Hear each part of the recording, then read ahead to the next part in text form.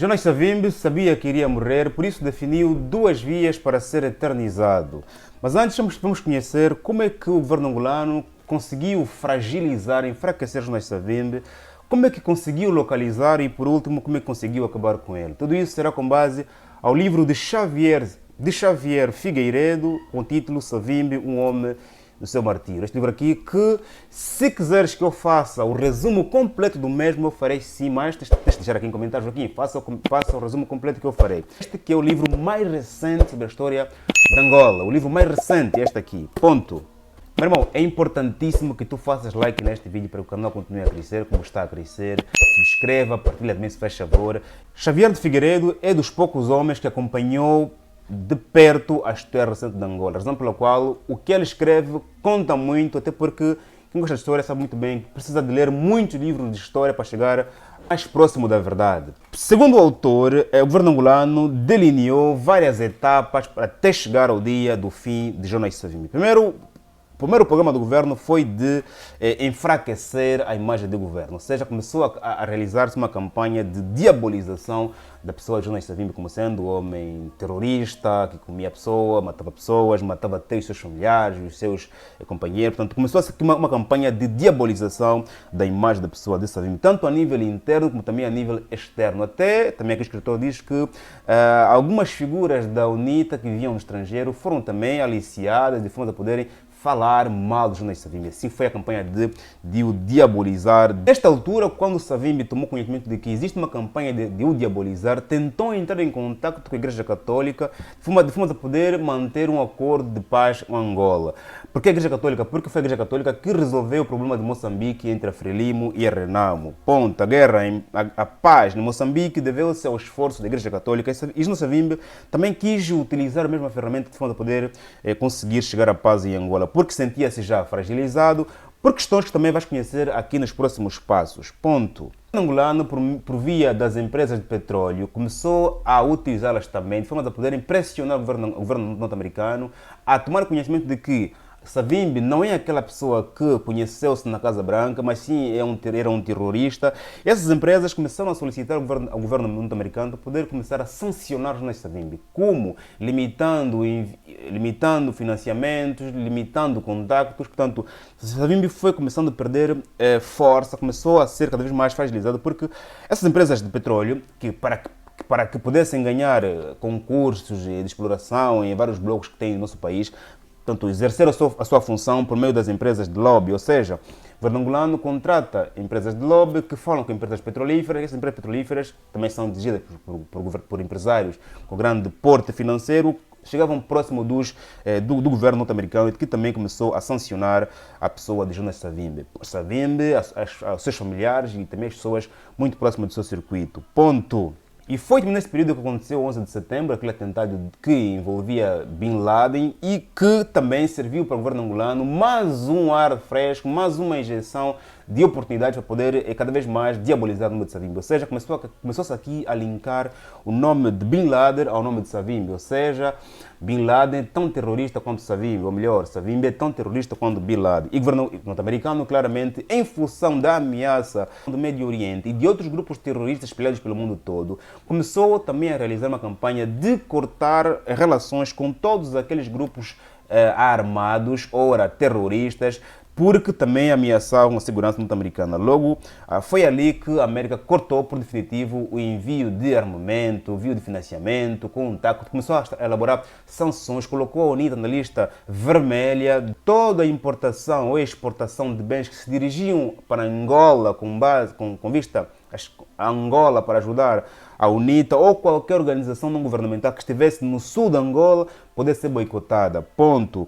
Foi também ali que começou-se a contactar a RDC e a RC de forma a não poderem permitir que a UNITA pudesse utilizar o seu país como sendo um local de reserva dos seus mantimentos alimentares e também bélicos. Ponto. E seguiu-se uma campanha de aliciamento das pessoas da UNITA, generais e políticos no estrangeiro, ou seja, em função da pobreza que a UNITA estava a viver, era muito mais fácil aliciar esses quadros da UNITA, os quadros que estavam no estrangeiro, de forma a poderem falarem mal da pessoa de Savimbi. Savimbi, ou seja, o aliciamento de quadros de UNITA foi também uma das vias de poder fragilizar Savimbi e também colocá-lo isolado dos seus. Ponto. De seguida, o governo angolano, como vês aqui na página 232, contratou a empresa israelita de forma a poderem fornecer instrumentos de localização não é, de Jonas Savimbi. Também conseguiu-se localização de Savimbi em função das pessoas que foram aliciadas da UNITA, né? Eles davam informações sobre a localização de Savimbi, que província, que município, e por meio também de meios tecnológicos vindo de Israel, conseguiu-se localizar Savimbi e ir destruindo aos poucos todos os meios de comunicação que a UNITA usava. Dessa forma, deixou Savimbi não só isolado, ok, com um grupo muito restrito, como também sem comunicação com os demais quadros e militares da UNITA. Ponto. Segundo aqui a página 232, no dia 17 de fevereiro, 2 oficiais de comunicação da UNITA, coronéis Fernando Epalanga e Caputo, haviam se rendido às FARC, levando consigo os sistemas, códigos e chaves usados nas suas comunicações internas e externas. Portanto, um líder sem comunicação com os seus não tem como dirigir as suas forças, pela qual Savimbi viu-se cada vez mais isolado, cada vez mais longe dos seus e não tinha como dirigir os seus militantes. Ponto. O governo angolano, tomando conhecimento de que Savimbi estava completamente fragilizado, o presidente de Angola, José Eduardo dos Santos, tomou 2 decisões duras com base à vida de Savimbi. Disse que Savimbi deve render-se ou, se não se render até o dia X, deve ser morto. 2 apenas decisões. Mas Savimbi tomou conhecimento também dessas medidas de José Eduardo dos Santos, portanto começou a caminhar sem parar em direção à Zâmbia. Diz também aqui o autor que Savimbi caminhava sempre com um saco de diamantes, mas aqui, chegando à Zâmbia, pudesse reinventar-se, reagrupar-se. Ponto. Depois desta, começou-se a seguir uma campanha de aliciamento e rendição dos aliciamento e consequente rendição dos homens mais próximos de Jonas Savimbi. Os cordões que o defendiam foram cada vez mais se reduzindo e aquelas pessoas de grande confiança de Jonas Savimbi, que estavam em outras posições, foram se rendendo, não só se rendendo, como também falando mal de Jonas Savimbi, demonstrando a sua fragilidade, também dando informações sobre a sua real localização. Ponto. A fome foi também um dos elementos que contribuiu para o enfraquecimento dos soldados de Jonas Savimbi, porque com a fome morreu o vice-presidente da UNITA, morreram vários soldados, portanto, porque a UNITA não recebia mais nenhum apoio logístico porque o Congo estava limitado, a América sancionou vários bens que a UNITA tentava importar e exportar. Exportávamos a falar de diamantes, importávamos a falar de meios logísticos para alimentação e para a defesa. Ponto. Foi por meio das informações que os seus soldados, os seus oficiais, os seus políticos que eram aliciados, davam ao governo, que chegou-se, e também por meio dos meios de comunicação de Israel, terrestres, drones não só, que conseguiu-se localizar Jonas Savimbi. E o escritor aqui dá 3 versões sobre como é que Savimbi foi morto. Mas antes vou dizer que Savimbi traçou 2 formas de ser eternizado, ou seja, Savimbi quis morrer em Angola, apenas em Angola, e quis morrer também na região em que fundou a UNITA. Mas Savimbi foi encontrado morto em Lucusse, no Mochico, bem próximo da Zâmbia, ou seja, quando caminhava para a Zâmbia.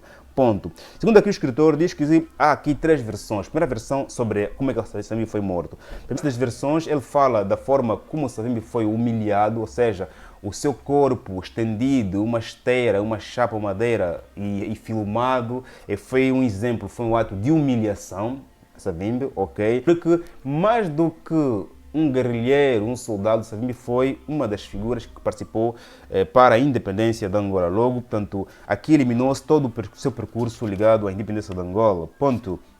O escritor fala aqui de 3 vias pelas quais Savimbi foi morto. Segundo é que Savimbi estava na sua tenda e ouviu um barulho fora, estranho, e quando saiu foi logo surpreendido por rajadas. Portanto, Savimbi recebeu 57 tiros, outros dizem 17 tiros. Portanto, a segunda versão é de que um soldado da UNITA foi fazendo cidade distante, percebeu-se que vinham aqui forças do governo e ao correr para dar a conhecer a Jonas Savimbi, portanto, foi alvejado, de seguida pediram para poder mostrar onde estava o Savimbi. Portanto, foi ali que ele indicou a tenda de Jonas Savimbi. Savimbi, ao sair, ele chamou o Jonas Savimbi ao sair, portanto, foi logo aniquilado. A terceira versão é de que havia um soldado bem próximo de Savimbi que fugiu, né, que rendeu-se para o governo, e foi este que levou a força do governo até a tenda de Jonas Savimbi. Foi assim que se ouviram as últimas palavras de Savimbi ao dizer ao seu soldado: Ove o ali saquame, ou seja, o fulano chamou-lhe pelo nome, seu nome,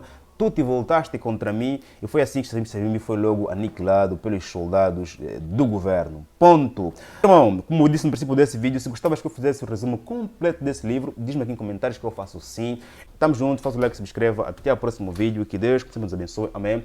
E por favor, compre o livro, leia o livro, não fique apenas pelo resumo, porque fazendo resumo estou também aqui a roubar clientes, leitores do senhor Xavier de Figueiredo. Aliás,